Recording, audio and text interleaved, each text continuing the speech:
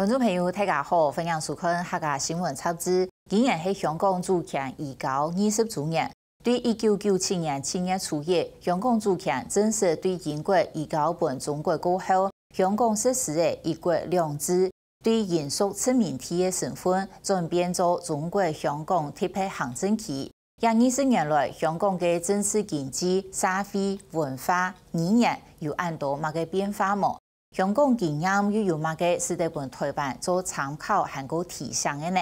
喺亞兩集嘅節目當中，向下嚟關心。香港實施一國兩制過後，選舉制度本單愛獨獨嘅改做普選，民眾也妄論2017年第5屆嘅提出是得對本單嘅委任選舉制正式改做普選。不過2014年中共人大常委會正式否定了頭擺嘅普選形式。有到無論政治、生活甚至資源，香港如長期係遺失中國的民眾非常不滿。結果發生了79年安久嘅在愛運動，民眾大喊要求愛正經嘅普選，愛香港自決。雖然香港人愛民主，佢當時很多一定大傷，不過香港政府同後輩嘅中國政府還係責無旁貸，甚至還個限制政治活動。也使之多個偏向中國的建制派同支持民主的反民主派對立。今年3月底嘅特殊選舉，還係個偏向中國的人選林鄭月娥當選。雖然對政治聲望也唔看好香港嘅未來，不過大多數嘅香港人還係認為一國兩制係對香港最大嘅保障。而呢個矛盾同受理，也使之多是本人講係東方民主嘅香港。個模按長年呢？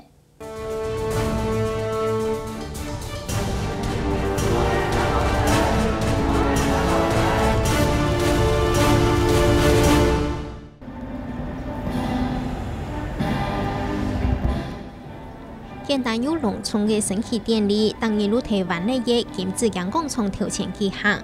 中國人他韓國後台順頭雕琢嘅永久就開燈嘅紫陽花大廈翕相。在電視下面拍個照，做個留念吧。一個重要性就是說是表示咱們一家人吧。也即係喺金紫陽廣場改道嘅中國人客來到香港呢，都會來到亞鄉翕相留念。當日早晨8點，喺亞鄉會有升旗典禮，同中國嘅5星旗韓國香港嘅旗旗向下升空起來，同時還會放送中國國歌，代表香港嘅主權係中國確定嘅。也祝賀愛對1997年7月初一嘅日講喜事。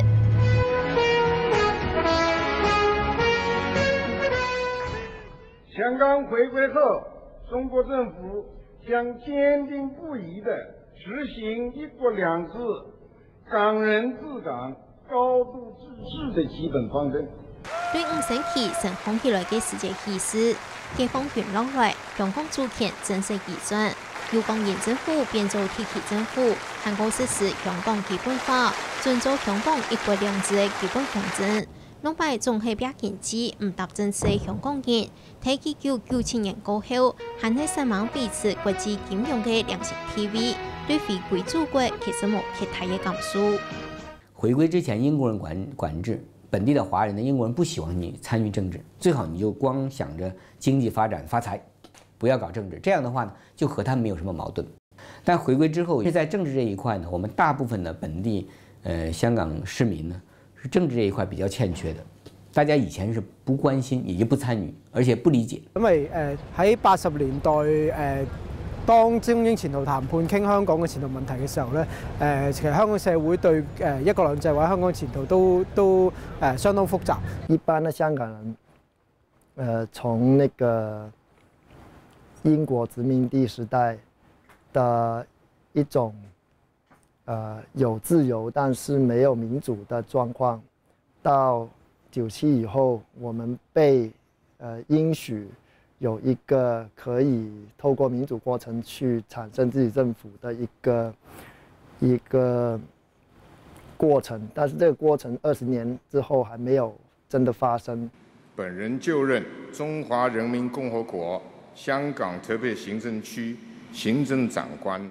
香港主權1920年來都見出現嘅私煙中槍3位鐵數，香港嘅民主運動未開始喺按多年嘅抗議聲當中，天天嚟爆壓。對早期嘅七一大遊行到2012年嘅反國教運動，也係反普教種運動，原來見到嘅香港人認為一國兩制50年唔會改變嘅承諾，早就天天嚟根本有結果嘅。不是從前。可以暢所欲言，你們可以講，把這個黑暗的東西挖出來，然後把它死掉。現在不行，把它改，都是這個樣子。因為香港的民主運動跟可能台灣過去面對的過程有一點不一樣，因為台灣在那個時候中華民國作為一個主權比較清晰的一個政治體，那你的對手可能，民主運動的參與者的對手只是國民黨政府，但是香港是一個，他的對手，主要不是在香港。北京嘅介入啦、國民教育啊、意識形態嘅衝突、身份認同等等，好多東西其實係結合埋一齊，從而令到香港人整體上會覺得原先嗰套嘅身份價值。原先香港嘅一種自主性係受到侵蝕，咁近年所謂本土意識嘅抬頭，其實都係一種嘅反彈嚟嘅。所以我們發現呢，到最後就是說，香港回歸這20年，政治上我們是在一個學習和成長的初階，那這個已經是不歸路，因為你按照基本法，它最終也是希望能夠有一個這個普選，那中間有一些曲折呢，我們覺得很正常。按多擺嘅抗議，無論大也細，香港特區政府一次就係唔去答應，自然抗議聲就會掉下來。一直到2014年8月30日，中央人大常委會正式否定嘅農擺式承諾。2017年香港特殊嘅普選，也就係所謂嘅831強加，香港繼續維持廿下嘅委任選舉制。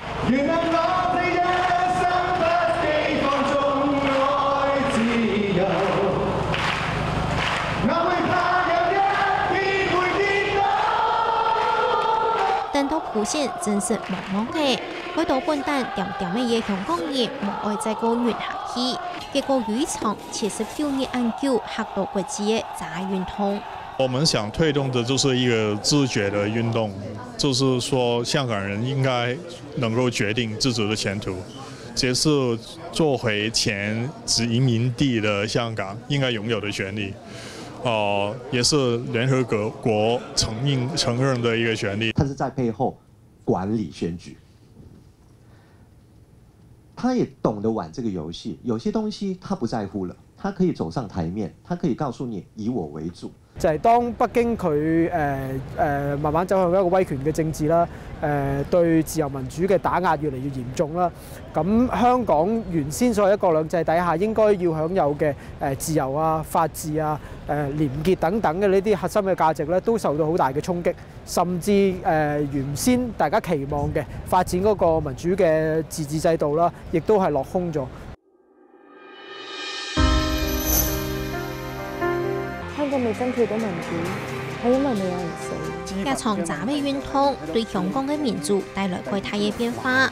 就算香港人肯定真普選，不過香港政府同18年嘅中國還係全無壓倒。政府真靠向，不過人無愛死答，肯定要填落事故，大家就壓到心肝跳度。就睇下個世界有一出天樣按到10年如何豐收，看到香港人又有新嘅反響。維持住我意志嘅唔係仇恨，係希望。所以10人出現對他們來說是一個出口，有一點點的出口，就是我們找的一些不是我的感覺，我的努力感其實不是單單是我自己的，不是孤單的，是有很多人也是有這種想象，還有這種的憂慮在當中，就走在一起。我覺得這種情緒是有的。而美國前期嘅表現出香港喺2025年嘅各種想象，使成本製造嘅10年，本應該無想到嘅一定數歡迎，放鬆嘅場次見增加，係減至未係討厭嘅5加2，3萬嘅參加講座分享理念。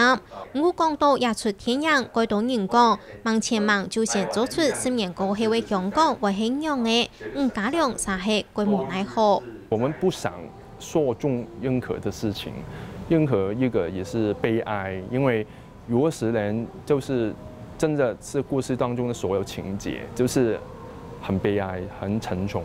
但是那个恐怖之处就是在10年刚刚出现的时候，香港有一些事情的发生，虽然不是完全一样，但是很类似的。就像台湾讲的，100年来等等同治權的變化，香港人未出現的中國人、香港人、中國的香港人，按都冇同樣的身份認同。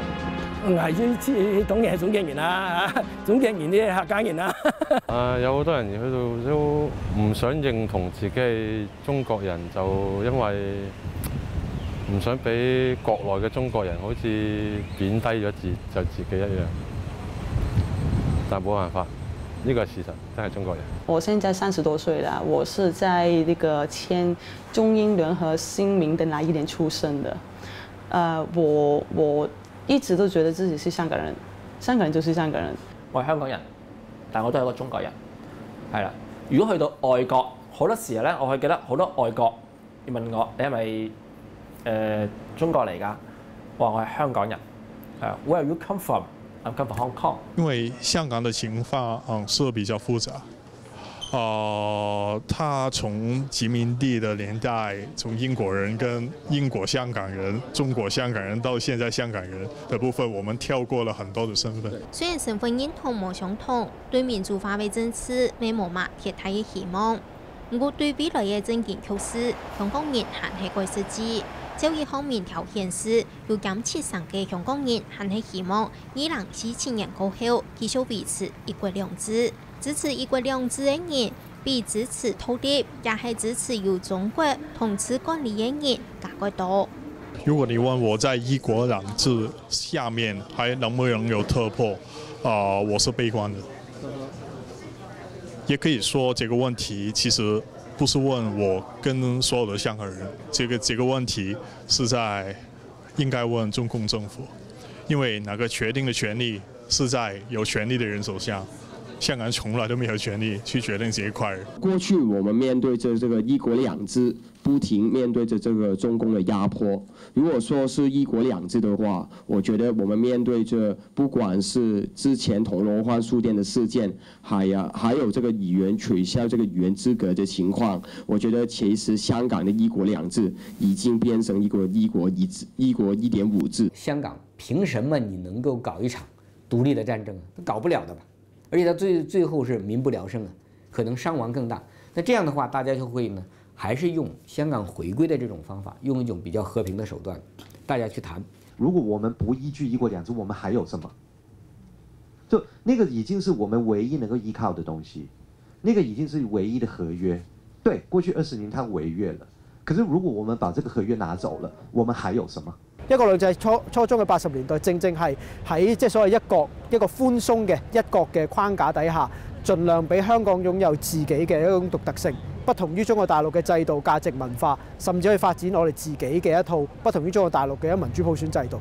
咁所以所謂第三種想像維持現狀。一種都係尋找翻即係80年代一國兩制嘅初衷咯。雖然希望維持一國兩制，唔過大部分嘅香港人對2047年，也就係一國兩制實施50年過後，持到新冠觀浪。香港第一變成一個中國普通的城市，可能是中國最有錢的城市，這樣子。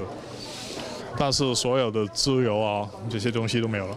第二個可能性就是我們經過一些運動以後，我們真正的民主化，可能跟中共的關係也能夠比較清晰的。我們下一代長大之後，經過了教育之後，他們會變成怎麼樣的樣子？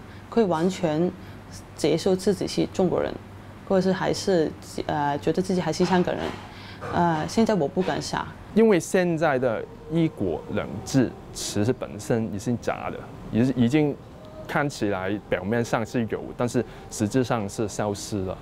我覺得有一點的更加不用談30年之後。其實我覺得已經不用2047了，5年後已經跟那個大陸完全融化一起了。其实已经，我觉得香港已经完了，其实。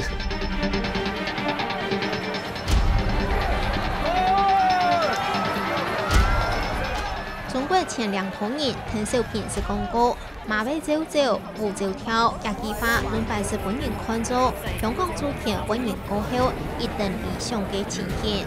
可惜有人20年来，香港人本限體過後去杜馬尾比賽，希望一下尾就過到富蘭拉尾。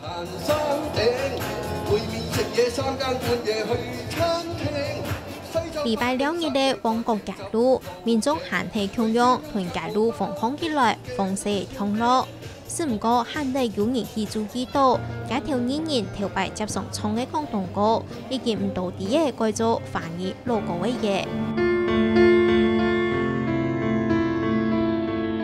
未來5星期屯金子港起，本限體會睇看下去都係烏賣嘅維多利亞港更加緊密。香港嘅政治屯未來，未就搶也按那位維多利亞港樣嘅限體去登場，只唔過仲係有一層，反而唔同好嘅暗樣。